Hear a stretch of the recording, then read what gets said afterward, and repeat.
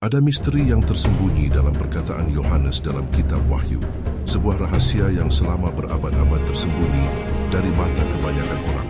Tetapi sekarang, dalam terang peristiwa-peristiwa yang menandai generasi ini, mulai terungkap dengan kekuatan, kejelasan, dan urgensi profetik. Roh Kudus sedang membangunkan para pengamat. Apa yang telah disegel sekarang mulai dibuka. Ketika Yohanes dibuang ke Pulau Patmos, ia tidak hanya melihat penglihatan simbolis, tetapi ia juga dibawa dalam roh ke dalam hati akhir zaman. Wahyu pasal 1 ayat 10 mengatakan, "Pada hari Tuhan aku dikuasai oleh roh, dan aku mendengar di belakangku suatu suara yang nyaring, seperti bunyi terompet." Suara ini bukan suara biasa. Suara itu adalah suara Kristus yang dimuliakan sendiri, yang berbicara bukan hanya dengan kata-kata, tetapi dengan suara yang menembus keheningan waktu, seperti terompet, seperti seruan ilahi. Dan yang sedikit orang sadari adalah bahwa Yohanes tidak hanya melihat makhluk atau angka, ia melihat siklus nubuatan yang saling terkait.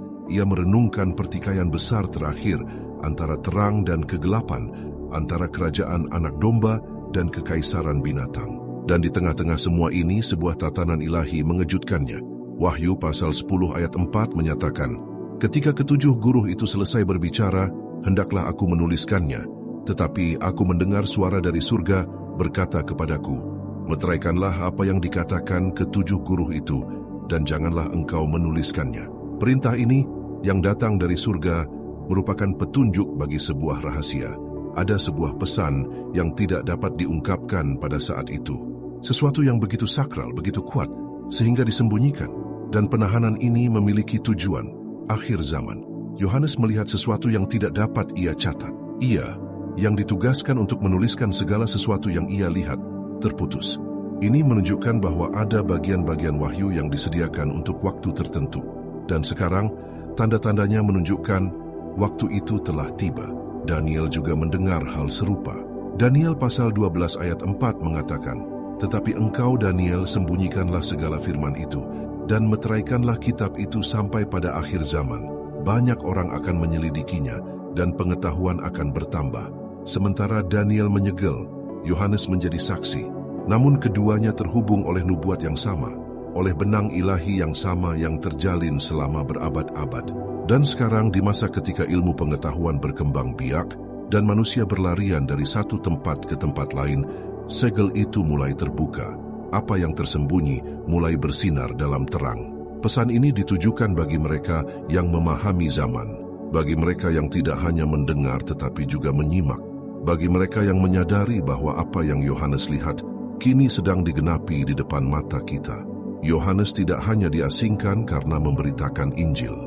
Ia dipisahkan oleh tujuan kekal Allah sendiri untuk menjadi juru tulis wahyu terbesar yang pernah diberikan kepada umat manusia, penyingkapan akhir zaman. Wahyu pasal 1 ayat 9 mengatakan, "Aku, Yohanes, saudara dan sekutumu dalam kesusahan, dalam kerajaan dan dalam ketekunan menantikan Yesus, berada di pulau yang bernama Patmos, oleh karena firman Allah dan kesaksian yang diberikan oleh Yesus Kristus." Di tengah kesunyian pulau itu, langit terbuka, dan Tuhan membawa John melampaui waktu manusia. Ia diangkat dalam roh dan dipindahkan ke hari Tuhan, bukan hanya hari Minggu biasa, tetapi ke masa penghakiman terakhir, masa perhitungan eskatologis antara surga dan bumi.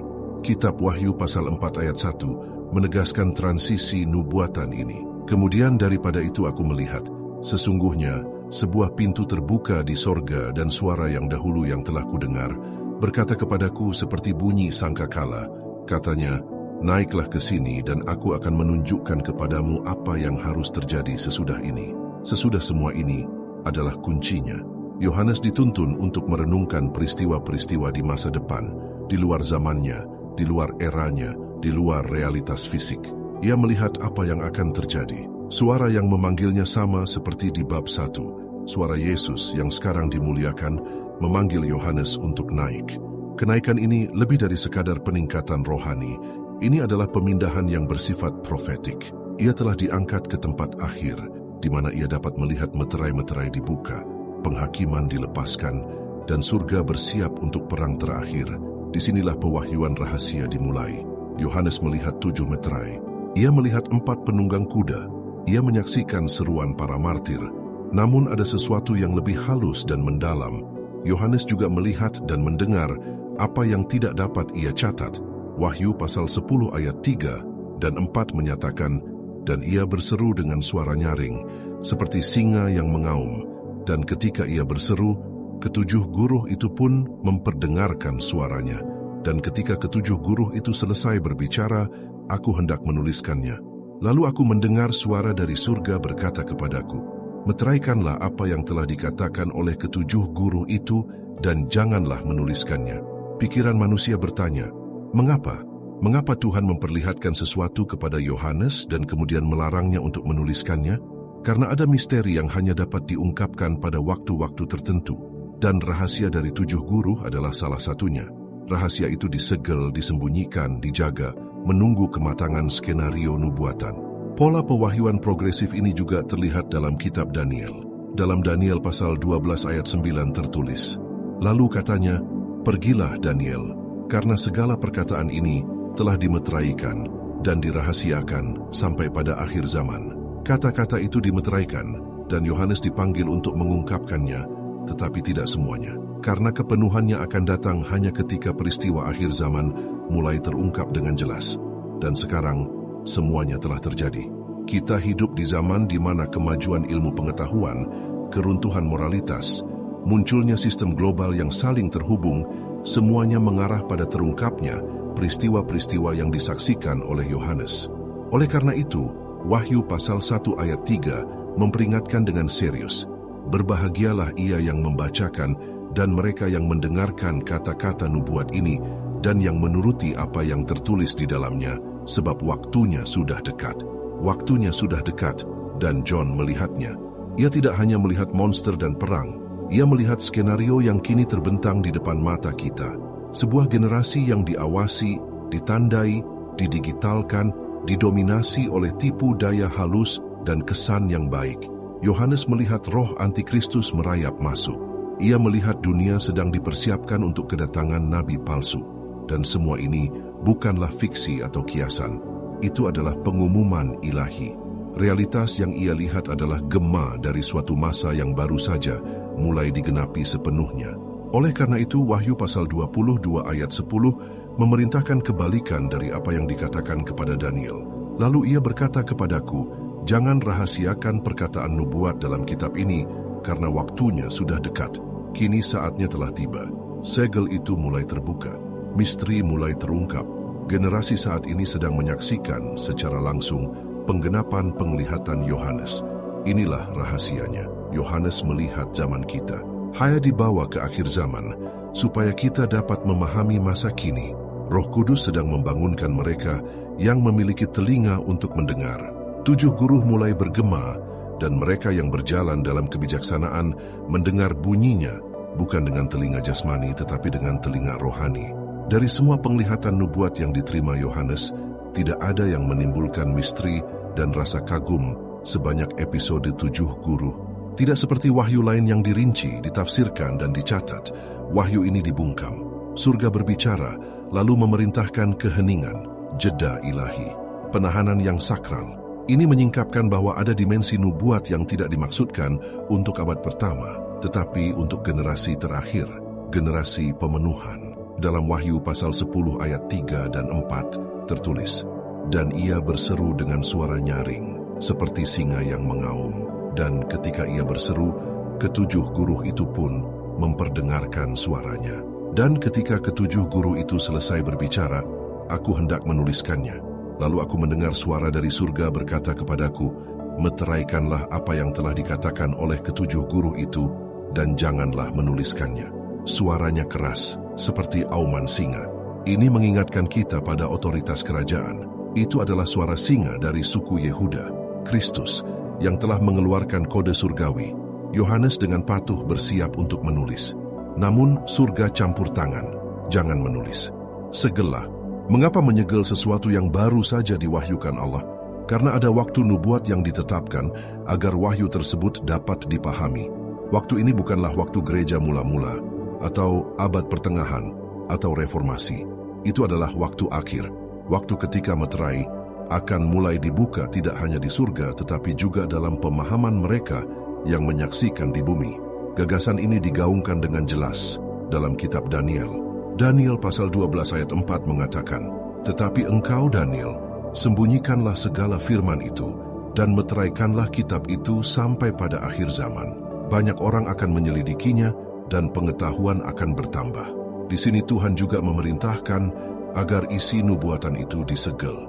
Namun perhatikan perinciannya, sampai akhir zaman.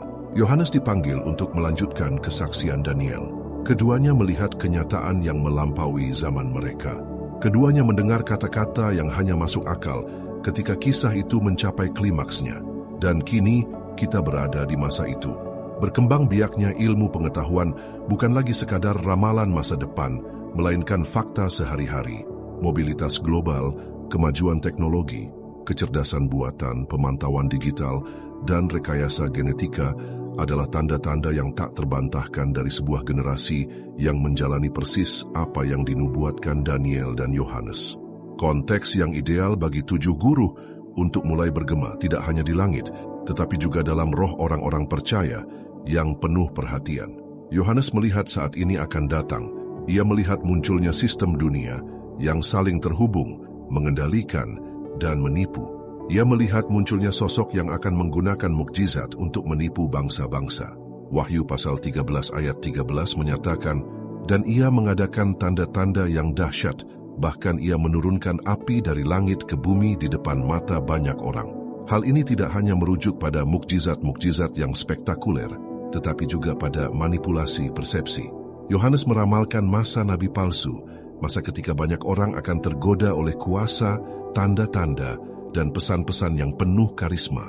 7 guru itu kemudian melambangkan pesan-pesan yang dibungkam sementara karena pesan-pesan itu membawa instruksi, peringatan, dan perincian yang hanya dapat dipahami dalam lingkungan yang tepat, lingkungan penipuan global, polarisasi moral, kontrol sosial yang disamarkan sebagai kemajuan, dan sistem anti-Kristen yang maju. Dan lingkungan itu ada di hadapan kita. Namun berhati-hatilah, keheningan guntur tidak berarti ketidakhadiran Tuhan. Sebaliknya, itu berarti strategi ilahi. Surga hanya mengungkapkan ketika manusia siap untuk mendengarkan. Ketika generasi itu dewasa secara rohani, segel itu dibuka. Dan itulah yang mulai terjadi sekarang.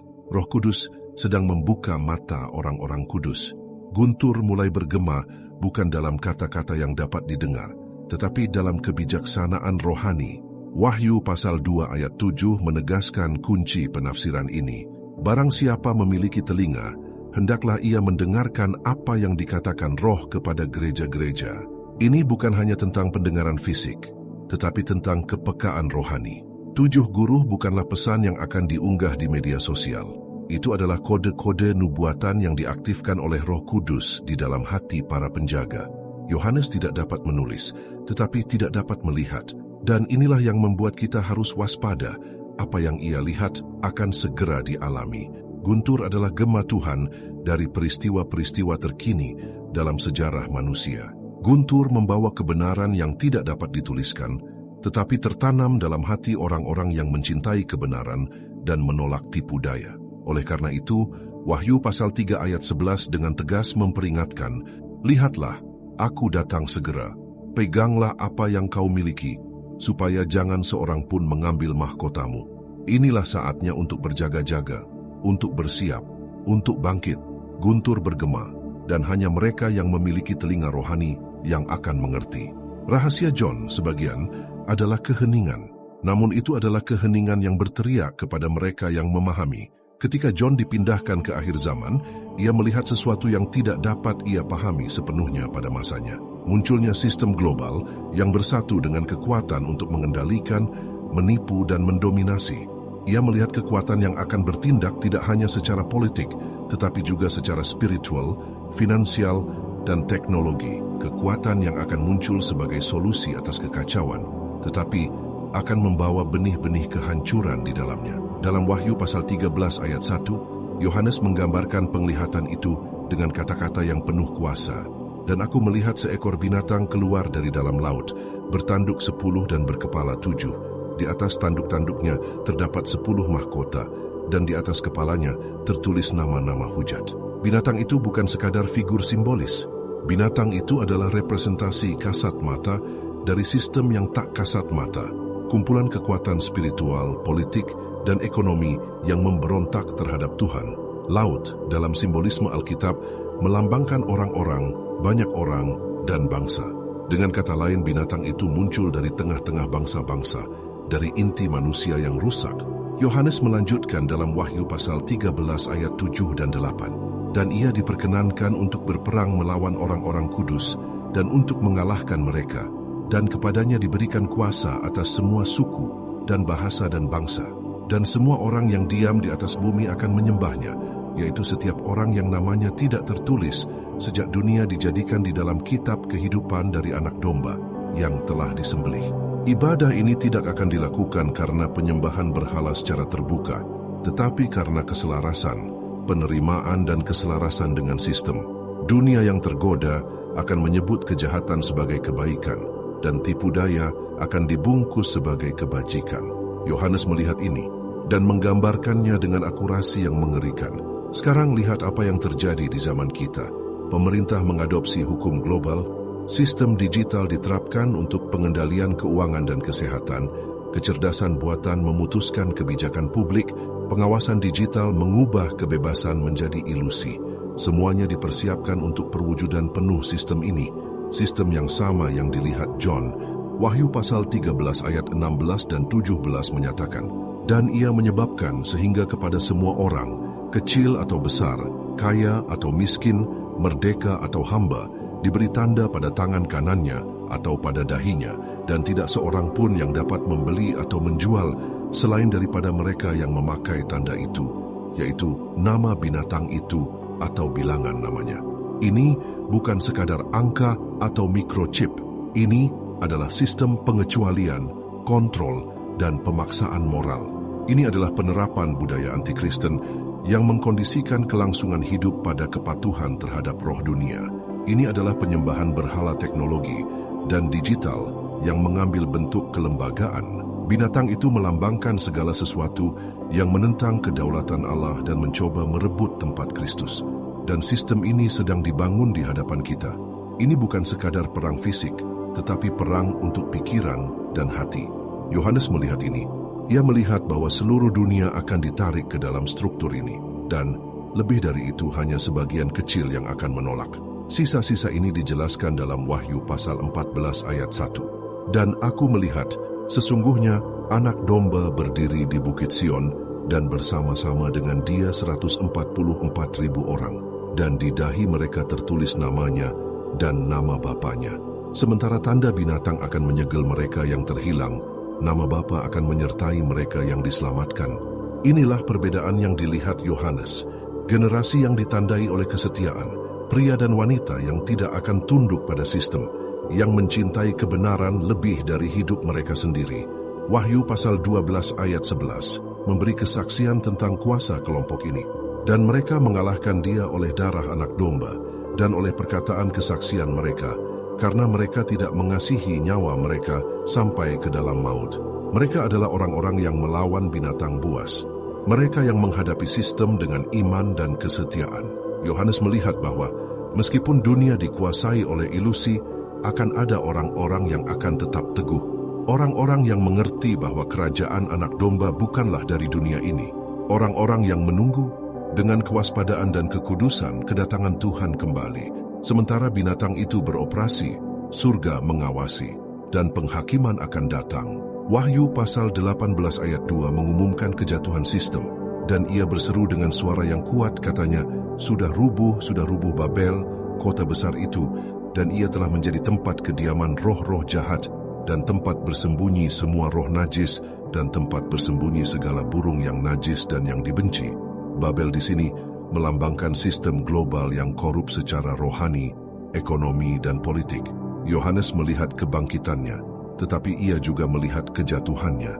Rahasianya bukan hanya pada apa yang akan datang, tetapi pada apa yang akan dihancurkan. Penghakiman akan datang, dan itu akan bersifat final. Oleh karena itu, rahasia yang dibawa Yohanes juga ada dalam kebijaksanaan profetik ini. Ia melihat perangkap, tetapi ia melihat jalan keluar. Ia melihat kekuasaan binatang buas, tetapi ia melihat kesetiaan orang-orang kudus. Ia melihat tanda, tetapi ia melihat nama Bapa. Ia melihat sistem global, tetapi ia melihat anak domba menang atas gunung Sion. Kita hidup dalam kepenuhan. Mereka yang memiliki kebijaksanaan tahu, dunia sedang dipersiapkan untuk sesuatu yang melampaui politik dan ekonomi. Kita berada di ambang perwujudan penuh dari apa yang dilihat Yohanes. Dan rahasia ini, yang selama berabad-abad tertutup rapat, kini mulai dipahami. Pada puncak penglihatan tentang kekacauan, tipu daya, dan dominasi global, Yohanes menerima wahyu yang mengubah nada narasi kenabian. Di tengah kebangkitan binatang buas, kendali sistem dunia dan tanda yang dikenakan pada penduduk bumi, ia melihat sesuatu yang bersinar seperti mercusuar, umat yang setia, terpisah, tak tersentuh. Mereka adalah orang-orang yang tertutup rapat, mereka yang menaati kesaksian dan tidak menyerah. Wahyu pasal 14 ayat 1 mengatakan, "Dan aku melihat, sesungguhnya anak domba berdiri di Bukit Sion, dan bersama-sama dengan dia 144.000 orang, dan di dahi mereka tertulis namanya dan nama Bapanya." Visi ini bukan sekadar simbolis, visi ini menggambarkan realitas spiritual yang mendalam. Sementara dunia tunduk pada sistem antikristus, ada orang-orang yang berdiri bersama anak domba.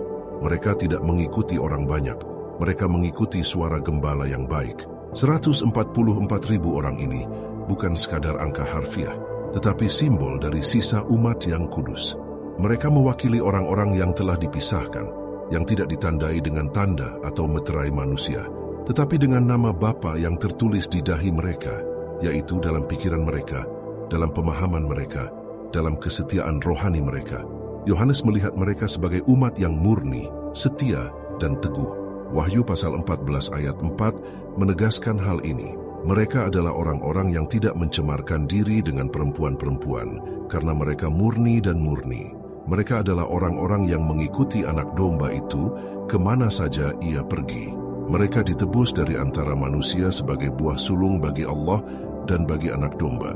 Ungkapan, mereka tidak menajiskan diri dengan perempuan-perempuan, menunjuk kepada kemurnian rohani.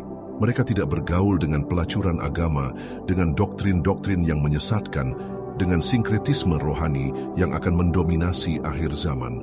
Mereka tetap setia, dan kesetiaan ini membedakan mereka di hadapan surga.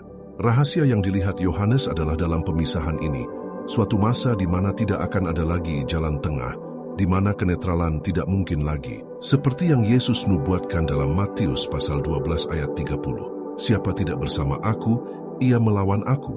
Dan siapa tidak mengumpulkan bersama aku, ia mencerai-beraikan. Yohanes menyaksikan hal ini dengan tepat, pemisahan total.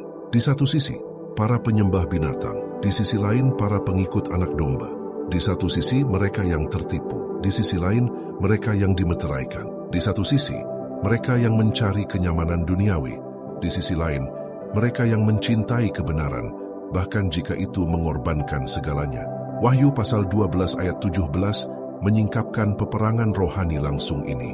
Dan naga itu marah kepada perempuan itu, lalu pergi memerangi keturunannya yang lain, yang menuruti perintah Allah dan memiliki kesaksian Yesus Kristus. Yohanes tidak melihat penganiayaan yang meluas. Ia melihat penganiayaan yang terarah. Naga itu mengincar kelompok tertentu, mereka yang menaati perintah-perintah Allah dan memiliki kesaksian Yesus. Mereka inilah target musuh yang sebenarnya. Merekalah yang menolak untuk tunduk. Merekalah yang menjaga nyala api kesetiaan tetap menyala. Dan Roh Kudus sedang berbicara tentang mereka sekarang. Kita hidup di masa pemisahan, masa di mana garis-garis pemisah ditarik, di mana Roh Kudus sedang memeteraikan mereka yang menjadi milik anak domba, dan dunia sedang menandai mereka yang menjadi milik sistem. Inilah masa definisi rohani.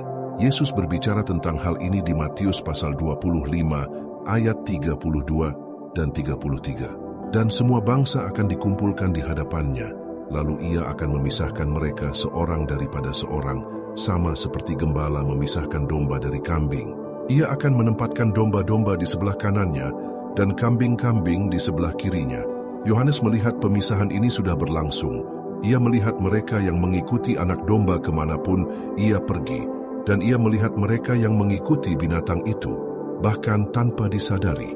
Ia melihat kelahiran nabi palsu, tetapi ia juga melihat perlawanan dari orang-orang yang setia. Ia melihat tipu daya, tetapi ia juga melihat kebangkitan. Ia melihat sistem, tetapi ia juga melihat kerajaan. Inilah rahasia yang kini sedang diungkapkan. Perpisahan itu bukan hanya akan terjadi di masa depan, itu sudah dimulai. Roh Kudus memanggil para penjaga, membangunkan mereka yang tertidur, dan menghadapi mereka yang suam-suam kuku. Seperti yang tertulis dalam Wahyu pasal 3 ayat 15 dan 16. Aku tahu segala pekerjaanmu, engkau tidak dingin dan tidak panas. Alangkah baiknya jika engkau dingin atau panas. Jadi karena engkau suam-suam kuku dan tidak dingin atau panas, aku akan memuntahkan engkau dari mulutku. Yohanes melihat bahwa orang-orang yang suam-suam kuku akan ditolak, dan ia melihat bahwa orang-orang yang setia akan dilindungi. Ia melihat saat ketika kebenaran tidak lagi dapat dinegosiasikan, di mana kesetiaan akan menjadi mahal, di mana orang-orang yang tersisa harus melawan sampai akhir. Inilah generasi yang suka memposisikan diri. Rahasia yang terungkap adalah ini. Akhir zaman tidak hanya akan menyingkapkan antikristus, tetapi juga akan menyingkapkan orang-orang Kristen sejati. Mereka yang tidak mengkhianati diri, mereka yang tidak menyerah, mereka yang tidak menyangkal nama Tuhan. Wahyu pasal 2 ayat 10 mengatakan, jangan takut terhadap apa yang akan kamu derita.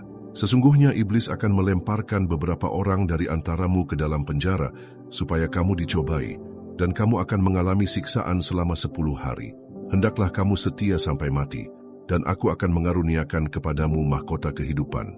Yohanes mendengarnya langsung dari mulut Kristus, dan ia mencatatnya agar semua orang tahu, kesetiaan akan diberi upah, umat yang tersisa akan dimahkotai.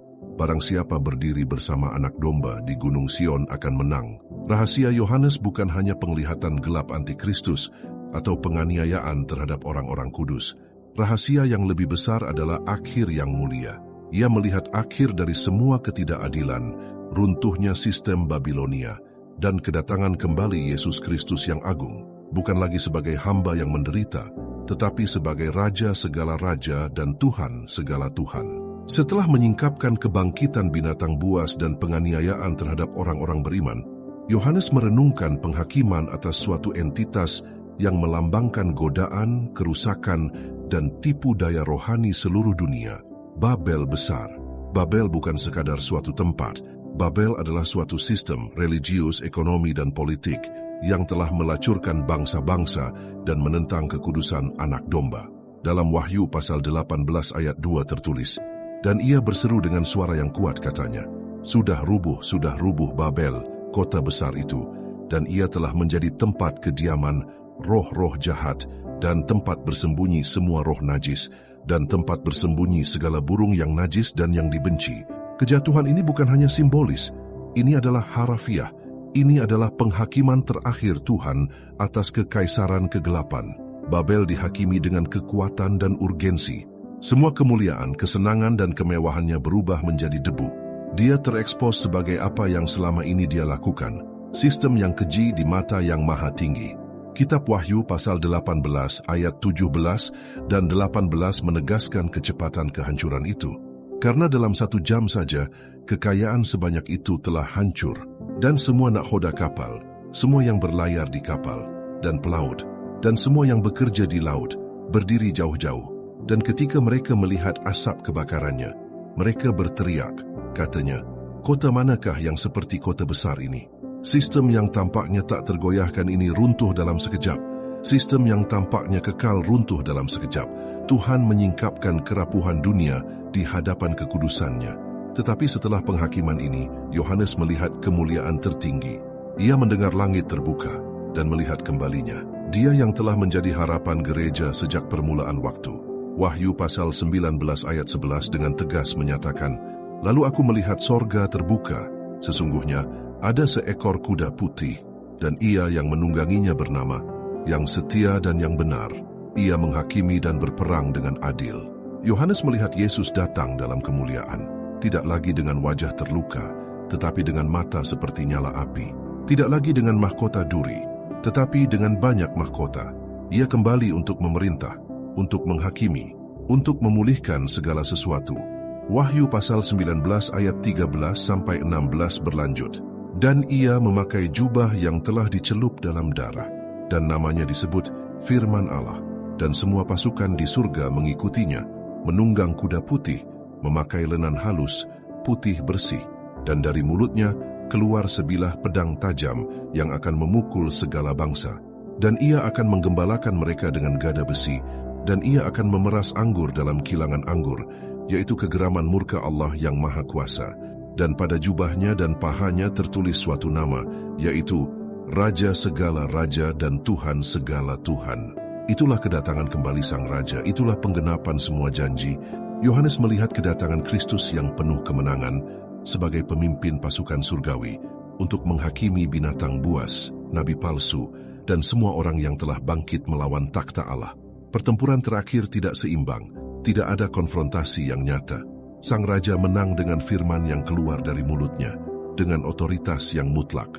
Dalam Wahyu pasal 20 ayat 10, nasib kejahatan sudah ditentukan, dan iblis yang menyesatkan mereka dilemparkan ke dalam lautan api dan belerang, yaitu tempat binatang dan nabi palsu itu, dan mereka akan disiksa siang malam sampai selama-lamanya. Inilah akhir dari musuh, akhir dari tipu daya, akhir dari penderitaan. Yohanes melihat kejahatan dihancurkan selamanya. Ia melihat anak domba naik takhta sekali untuk selamanya. Ia melihat kebenaran berkuasa. Dan kemudian janji kekal itu terpenuhi. Wahyu pasal 21 ayat 1-4 menggambarkan realitas baru. Dan aku melihat langit yang baru dan bumi yang baru, karena langit yang pertama dan bumi yang pertama telah berlalu, dan laut pun tidak ada lagi. Dan aku, Yohanes, melihat kota yang kudus, Yerusalem yang baru, turun dari surga dari Allah, yang berhias bagaikan seorang pengantin perempuan yang berdandan untuk suaminya. Dan aku mendengar suara yang nyaring dari surga berkata, "Lihatlah, kemah Allah ada di tengah-tengah manusia, dan ia akan diam bersama-sama dengan mereka. Mereka akan menjadi umatnya, dan ia sendiri akan menjadi Allah mereka. Dan Allah akan menghapus segala air mata dari mata mereka, dan maut tidak akan ada lagi. Tidak akan ada lagi duka cita, tidak akan ada lagi ratapan, tidak akan ada lagi rasa sakit, sebab segala sesuatu yang lama telah berlalu." Yohanes melihat pemulihan terakhir, persatuan kekal antara Allah dan umatnya, hadiah bagi orang-orang yang setia, kekekalan bersama anak domba. Inilah penyempurnaan dari semuanya. Rahasia Yohanes bukan sekadar peringatan, itu adalah harapan, itu adalah penghiburan, itu adalah janji yang terpenuhi. Ia melihat bahwa meskipun ada binatang buas, Babel, dan kekacauan, anak domba berkuasa. Anak domba menang, dan mereka yang bersamanya akan menang. Apa yang Yohanes lihat, tidak ia lihat sendiri. Ia melihatnya untuk kita. Ia melihatnya untuk mereka yang akan hidup di akhir zaman. Dan waktu itu adalah sekarang. Rahasia yang telah disembunyikan, disegel, dibungkam, mulai diungkapkan dengan urgensi ilahi, karena langit sedang bergerak, dan jam nubuatan akan segera mencapai jam terakhirnya. 7 guru yang dibungkam oleh perintah dari atas sekarang mulai bergema di hati mereka yang mendengar suara roh. Mereka tidak berbicara dengan kata-kata manusia, tetapi dalam kebijaksanaan. Mereka membangunkan para penjaga. Mereka memanggil orang-orang kudus untuk bersiap, untuk berpisah, untuk setia. Karena waktu bukan lagi waktu untuk bersikap acuh tak acuh, melainkan waktu untuk menentukan. Binatang buas itu bangkit, sistem sedang beroperasi, Babel sedang menggoda. Namun, anak domba ada di Gunung Sion, dan bersamanya ada orang-orang yang setia, orang-orang yang dimeteraikan, mereka yang tidak mengkompromikan kebenaran, mereka yang mengikuti, bahkan melalui api, mereka yang menaati nama Yesus bahkan ketika dunia mengejek mereka.